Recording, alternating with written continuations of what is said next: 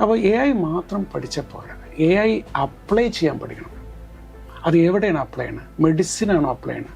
നമ്മുടെ ഈ ബയസ് കാരണവും ഇഷ്ടമില്ലാതെ നമ്മളുണ്ടാക്കിയ ഇഷ്ടമില്ലായ്മയും നമ്മളുണ്ടാക്കിയ ഇഷ്ടവും കാരണം നമ്മൾ ഒന്നുകിൽ മാത്സ് ഇഷ്ടമില്ലാത്ത ആളായിട്ട് മാറും. ഗൂഗിൾ ജെമിനി തന്നു അത് ചാറ്റ് GPT തരും, മറ്റൊരു തരും. പക്ഷെ അവിടെ ആ വൈകാരികത എനിക്കാണ്. അപ്പം നമ്മൾ ബയസാവുക, ഓരോന്നിൻ്റെ അർത്ഥങ്ങളും അർത്ഥവ്യത്യാസങ്ങളും നമ്മൾ തന്നെ നിർവചിക്കുക.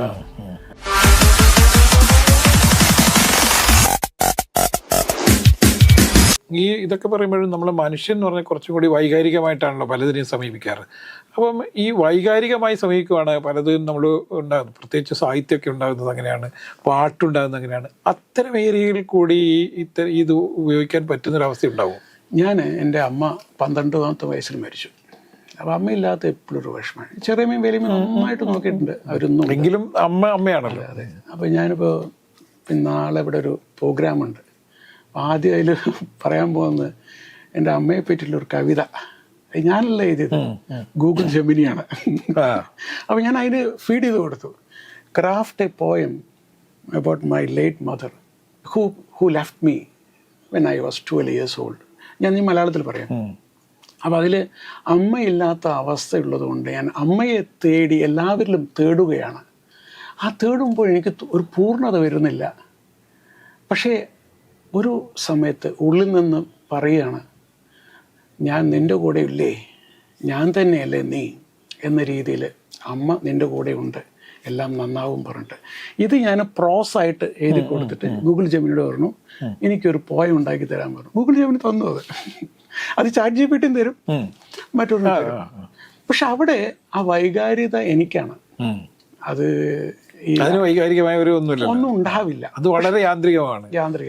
പക്ഷെ വൈകാരികത ഉള്ള രീതിയിൽ വൈകാരികതയെ നമ്മൾ കാണുന്നത് നമ്മുടെ ശബ്ദത്തിലാണ്, അതെ അതെ, അല്ലെങ്കിൽ ഫേഷ്യൽ എക്സ്പ്രഷൻസിലാണ്. പക്ഷെ അത് അതിൻ്റെ ഒരു പ്രതിഫലനമാണ്. ഉള്ളിലുള്ള കെമിക്കൽ റിയാക്ഷൻസിൻ്റെ പ്രതിഫലനമാണ് നമ്മുടെ പേശികളും നമ്മുടെ ശബ്ദത്തിലും നമ്മുടെ ജസ്റ്റേഴ്സിലും വരുന്ന ഇത്. അത് നമുക്കുണ്ടാക്കാൻ പറ്റും. ഒരു റോബോട്ട് ഉണ്ടെങ്കിൽ പേശികൾ ചലിപ്പിക്കാൻ പറ്റും, മോട്ടോറുകൾ വെച്ചാൽ മതി. ശബ്ദത്തിന് മാറ്റാൻ പറ്റും.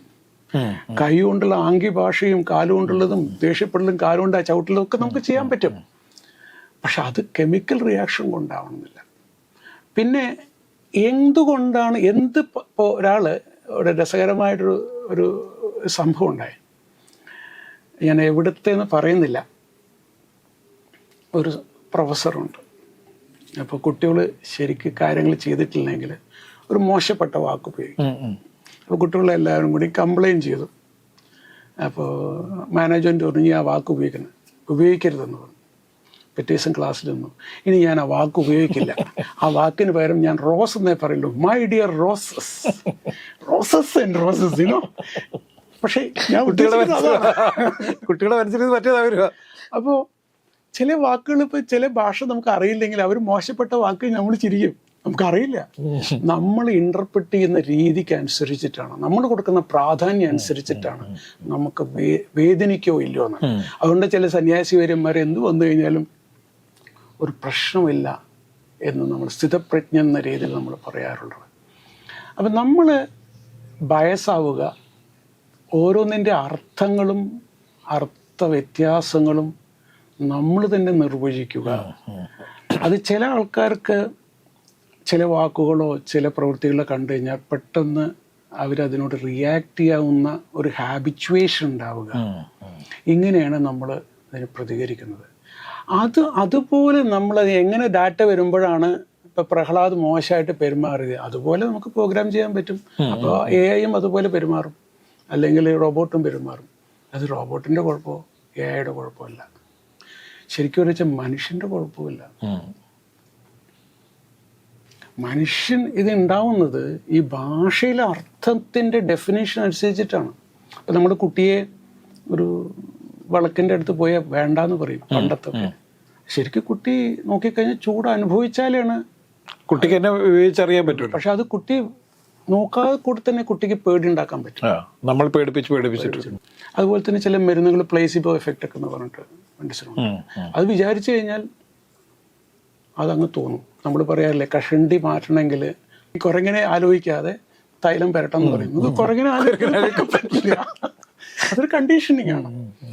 അപ്പൊ പാവലോവിന്റെ കാര്യം പറഞ്ഞില്ലേ, നമ്മൾ മറ്റേ നായയുടെ കൊടുക്കുന്നത്. അപ്പൊ അങ്ങനെ കുറെ കണ്ടീഷനിങ് ഉണ്ട് നമുക്ക്. ആ നമ്മുടെ ജീവിതത്തിലെ പല പ്രശ്നങ്ങളും ആ കണ്ടീഷനിങ് കാരണം. പിന്നെ നമ്മൾ ശാരീരികമായിട്ടുള്ള വ്യത്യാസങ്ങളുണ്ട്, കെമിസ്ട്രിയുടെ പറ്റിയുമായിട്ടുണ്ടാവും.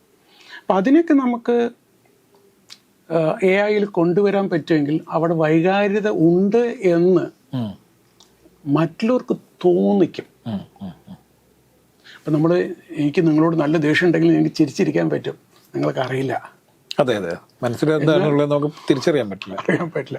മുഖം നമ്മുടെ മനസ്സിനെ കണ്ണാടി പറഞ്ഞാൽ എല്ലാവർക്കും അങ്ങനെയൊന്നുമല്ല. ചില വളരെ കൃത്രിമമായ അഭിനയം തന്നെ എല്ലാം തന്നെ കൃത്യമില്ല. അവിടെ കരയുക, ചിലവർ നന്നായിട്ട് കരയുന്നുണ്ടാവും, ഉള്ളിൽ കരയുന്നുണ്ടാവും, അത് വേറെ കാര്യം. പക്ഷെ അതിൻ്റെ ഉള്ളിലുള്ളതും അതിൻ്റെ പ്രതിഫലനവും എന്താണ് ഉള്ളത് നമുക്കൊരു വ്യത്യാസം അറിയേണ്ട ആവശ്യമുണ്ടെന്നാണ് എനിക്ക് തോന്നുന്നത്. ഈ ദീർഘകാലമായിട്ട് വിദേശത്താണ്, ഒരുപാട് വർഷങ്ങളായിട്ട് വിദേശത്താണ്, എല്ലാ പരീക്ഷണങ്ങളും ഒക്കെ നടക്കുന്ന വിദേശത്താണ്, പഠനം കുട്ടികളെ പഠിപ്പിക്കുന്നതൊക്കെ അവിടെയാണ്. ഇന്ത്യൻ ഈ സാഹചര്യത്തിൽ എന്താണ് ഈ AI-യുടെ ഇപ്പോഴത്തെ ഒരു അവസ്ഥ അനലൈസ് ചെയ്യാറുണ്ട്? ഇന്ത്യ എങ്ങനെയാണ് ഇതിനൊക്കെ? അപ്പം ഞാൻ ചോദിക്കാൻ കാരണം സുന്ദർപ്പിച്ച് ഇപ്പോൾ പറഞ്ഞിരിക്കുന്നത് നമ്മുടെ ഇന്ത്യയുടെ ഈ ഇതൊക്കെ വലിയ രീതിയിൽ ടെക്നോളജിയിലൊക്കെ വലിയ മാറ്റങ്ങൾ ഉണ്ടാകുന്നു, കുതിച്ചാട്ടുണ്ടാകുന്ന ഒരു അഭിപ്രായം പറഞ്ഞിട്ടുണ്ട്, അതൊന്ന് ചോദിച്ചാണ്. ഞാൻ 87 IIT മദ്രാസിൽ മാസ്റ്റേഴ്സ് ചെയ്യുമ്പോഴാണ് ഫസിയോളജിക്കൽ ആദ്യം തുടങ്ങിയത്.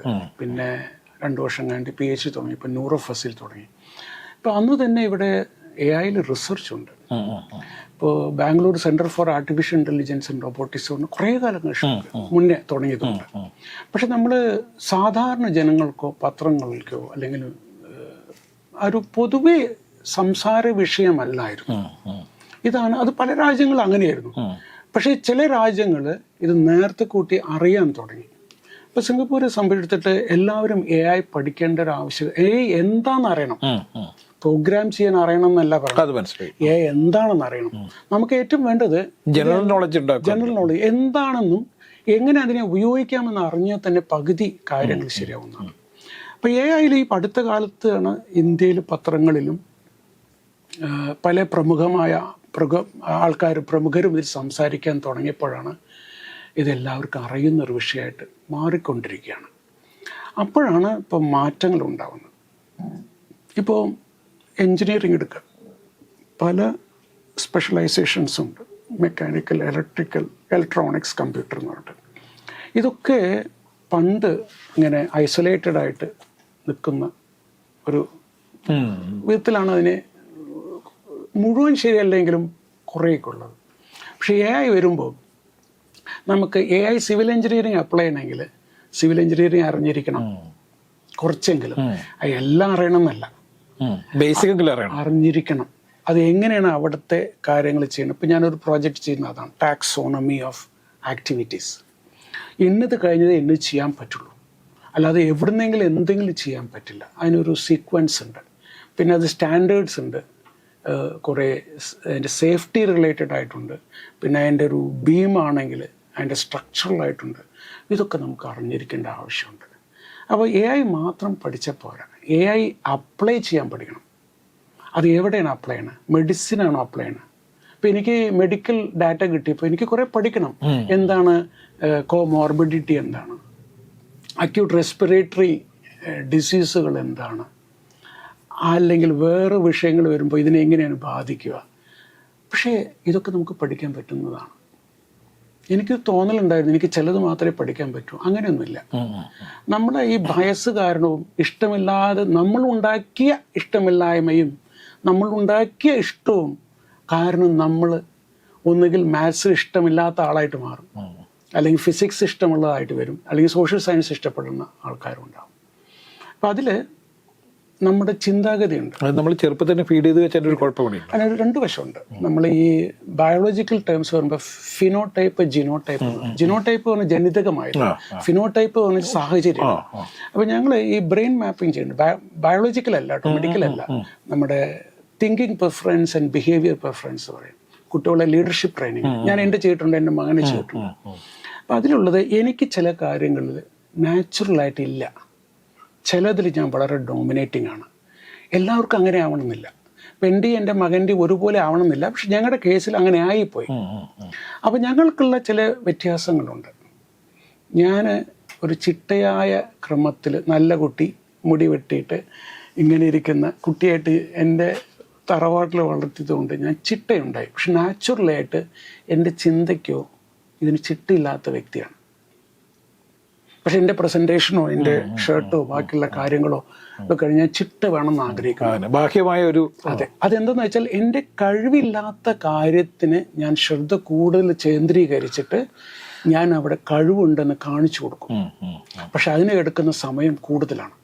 അതാണ് പലപ്പോഴും സംഭവിക്കുന്നത്. നമുക്ക് നാച്ചുറലായിട്ടുള്ള കഴിവുകളെ അത് എനിക്ക് എളുപ്പമാണ്, ഞാൻ എന്തിനായാലും ഫോക്കസ് ചെയ്യുന്നത്. അങ്ങനെ വരുമ്പോൾ പലരും എവിടെയാണ് നമുക്ക് കൂടുതൽ സമയം ചെലവഴിച്ചിട്ട് ഉയർത്തിക്കൊണ്ടുവരേണ്ടത്, ഞാൻ മോശമാണെന്ന് വിചാരിച്ചിട്ട്, അല്ലെങ്കിൽ എനിക്കിതിൽ ശ്രദ്ധ കേന്ദ്രീകരിക്കണം എന്ന് പറഞ്ഞത് നമ്മുടെ കഴിവിലാണോ കഴിവില്ലായ്മയിലാണോ? കഴിവില്ലാതാകുമ്പോൾ നമുക്ക് സ്ട്രെസ് കിട്ടും. അങ്ങനെയാണ് പല പ്രശ്നങ്ങളും ഉണ്ടാവണം. അപ്പം അങ്ങനത്തെ ഒരു വിഷയമുണ്ട്. അപ്പോൾ പലപ്പോഴും ഈ AI എനിക്ക് തോന്നുന്നത് നമ്മുടെ കഴിവില്ലാത്ത അവസ്ഥകളെ സഹായിക്കുന്ന ഒരു ടൂളായിട്ട് നമുക്ക് ഉപയോഗിക്കണം എന്ന രീതിയിൽ ഞാൻ ഉപയോഗിക്കുന്നത്. അപ്പോൾ എനിക്ക് ഗൂഗിൾ കലണ്ടർ വന്നപ്പോൾ എന്ത് സന്തോഷമായി അറിയും. എനിക്ക് മറ്റത് ചിട്ടയായിട്ട് എൻ്റെ കാര്യങ്ങൾ എഴുതി വെക്കാൻ, ഓർമ്മിക്കാൻ എനിക്ക് പറ്റില്ല. അതെൻ്റെ അവസ്ഥയാണ്. അത് എൻ്റെ മോശപ്പെട്ട അവസ്ഥയല്ല, എൻ്റെ നാച്ചുറൽ അവസ്ഥയാണ്. അത് വെച്ചിട്ട് ഒരാൾ പറയാണ്, പ്രഹ്ലാദ് എനിക്ക് കഴിവില്ല, നീ മോശക്കാരനാണെന്ന് പറയാൻ പാടില്ല. എൻ്റെ നാച്ചുറൽ അവസ്ഥയെ, നിങ്ങളുടെ നാച്ചുറൽ അവസ്ഥയെ, അദ്ദേഹത്തിൻ്റെ വേറെ ആൾക്കാരുടെ അവസ്ഥയെ ബഹുമാനിക്കുന്ന ഒരു സമൂഹം ആവശ്യമുണ്ട്. അതിലേക്ക് ഈ AI സഹായിക്കുമെന്നാണ് എൻ്റെ വിചാരം. അല്ലെങ്കിൽ എൻ്റെ കഴിവുള്ളതിനെ കാണാനുള്ള കഴിവുണ്ടാവുകയും വേണം. കഴിവില്ലാത്തതിനെയും കണ്ടിട്ട് എങ്ങനെ അതിനെ ഉയർത്തിക്കൊണ്ടുവരാനുള്ള അവസരം ഉണ്ടാവണം. ഇത് AI വന്ന കൂടുതൽ നന്നാവും എന്നെനിക്ക് തോന്നുന്നു.